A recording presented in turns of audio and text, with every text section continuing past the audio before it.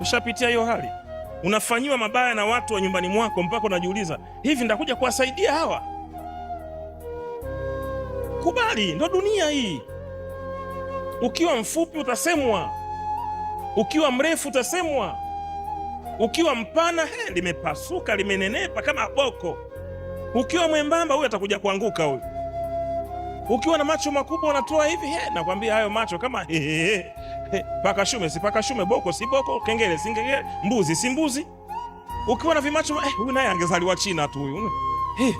Unaona vizuri? Ukiwa mwembamba huna chochote huko, haya muhindi anakuja jamani. No.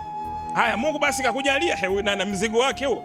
Nini utakachokifanya katika dunia watu wasiseme? Miaka 10 iliyopita nilikuwa nalala chini mimi.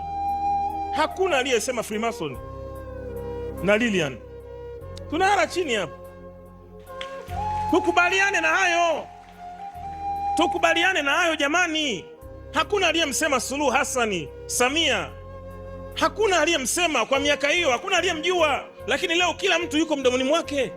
Ukipandishwa sehemu fulani, kubali hayo. Hata wewe umekuja leo, hauna chochote. Nakwambia ukweli, Mungu akikuinua, utaona hayo. Ndio.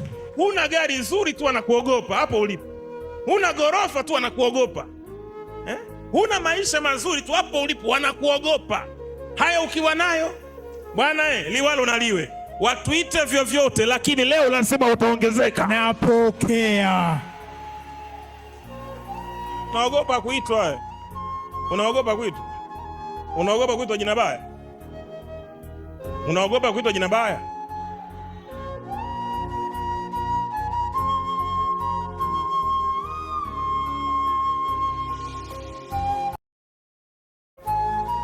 Na wakati unafanyiwa mabaya mpaka unajiuliza, ndakuja kutenda mema mimi?